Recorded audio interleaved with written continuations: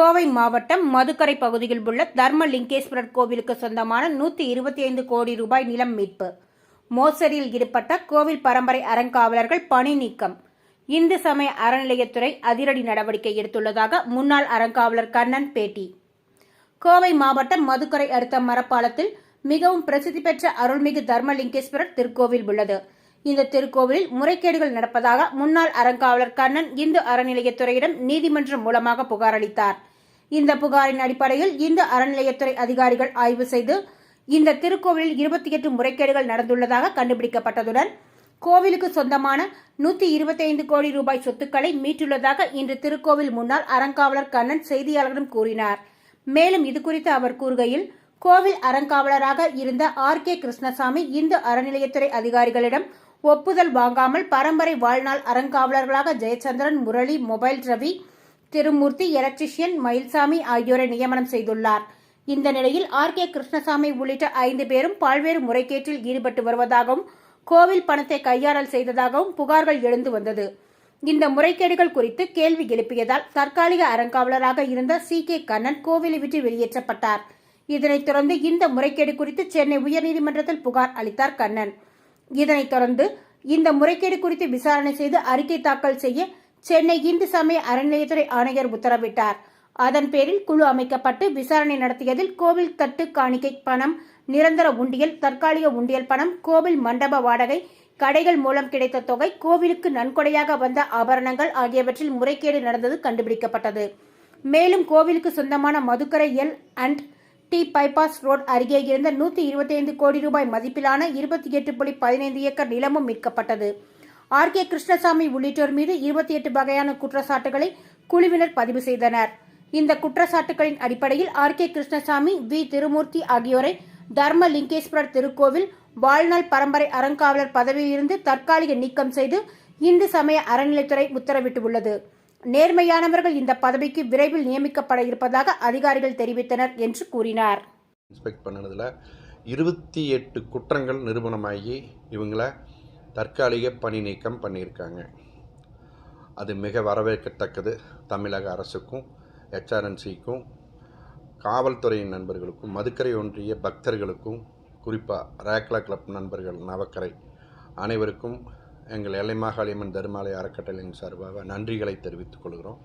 இதில் இந்த விஷயத்தை கைதொட்டு கடைசியில் எங்கே வந்து முடிஞ்சதுன்னு கேட்டிங்கன்னா, இந்த கோயிலுக்கு 125 கோடி ரூபா சொத்து மதிப்பான சொத்துக்கள் L&Tயில் இருந்தது தெரிய வந்து HRNC அதை கையகப்படுத்தி இருக்குது. பாராட்டத்தக்க வேண்டிய விஷயம். HRNC வந்து தொடர்ந்து இந்த மாதிரி அந்த கோயில் இன்னும் கண்காணிச்சா மதுக்கரை ஒன்றிய பகுதியில் இருக்கிற அத்தனை கோயில்களும் புனரமைச்சு பூஜை புனஸ்காரங்கள் நல்லபடியாக பண்ணலாங்கிறது மதுக்கரை ஒன்றிய மக்கள், எட்டிமடை எல்லை மாகாளியம்மன் தர்மாலய அறக்கட்டளையுடைய நிர்வாகிகள் எங்களுடைய கருத்தும் வேண்டுதலும் அதுதான். அதை நிறைவேற்றி கொடுத்த HRNCக்கு மிக்க நன்றியை தெரிவித்துக் கொள்கிறோம். நன்றி, வணக்கம். இன்னொரு மிக முக்கியமான கருத்து நான் உங்ககிட்ட பகிர்ந்துக்கிறேன். HRNC வந்து இந்து கோயில்களை அபகரித்து அதில் இருக்கிற வருமானத்தை எடுத்து இந்து, முஸ்லீம், கிறிஸ்டினுக்கு எல்லாம் பண்ணுறாங்கன்னு ஒரு தவறான கருத்து இருக்குது.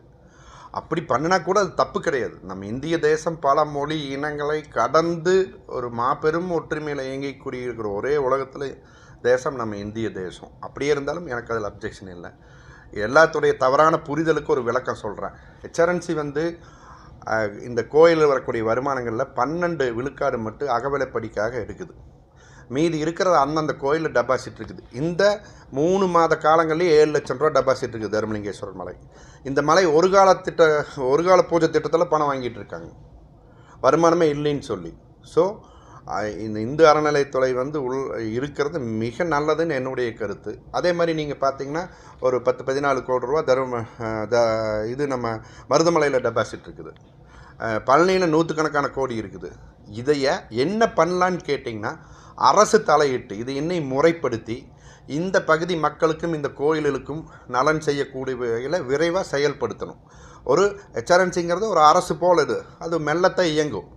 அந்த மெல்ல இயக்கம் இல்லைன்னா இன்றைக்கி இந்த 28 ஏக்கரை இந்த கோயில் இருக்கிறது அபகரிக்கப்பட்டிருக்கும்.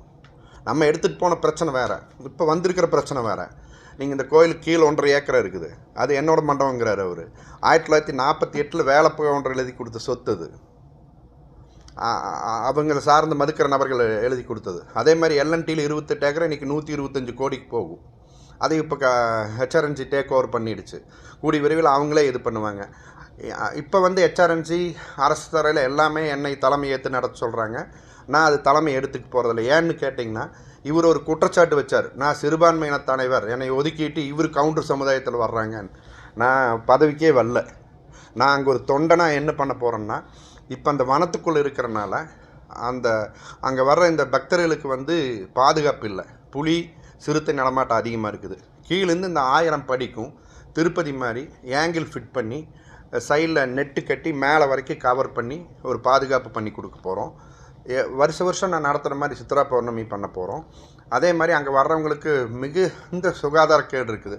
ஒரு 10-20 டாய்லெட் பண்ணி இந்த சித்ரா பௌர்ணமிக்குள்ளே நான் ஹேண்ட் ஓவர் பண்ணி கும்பாபிஷேகத்தை சிறப்பாக நடத்த போகிறோம். இந்த விஷயத்தையும் நீங்கள் மக்களுக்கு பகிர்ந்துருங்க. மதுக்கரை ஒன்றிய மக்கள் இந்த ஹெச்ஆர்என்சியினுடைய நடவடிக்கைக்கு மிகுந்த வரவேற்பையும் நன்றியும் தெரிவிச்சுக்கிறோம். நன்றி, வணக்கம்.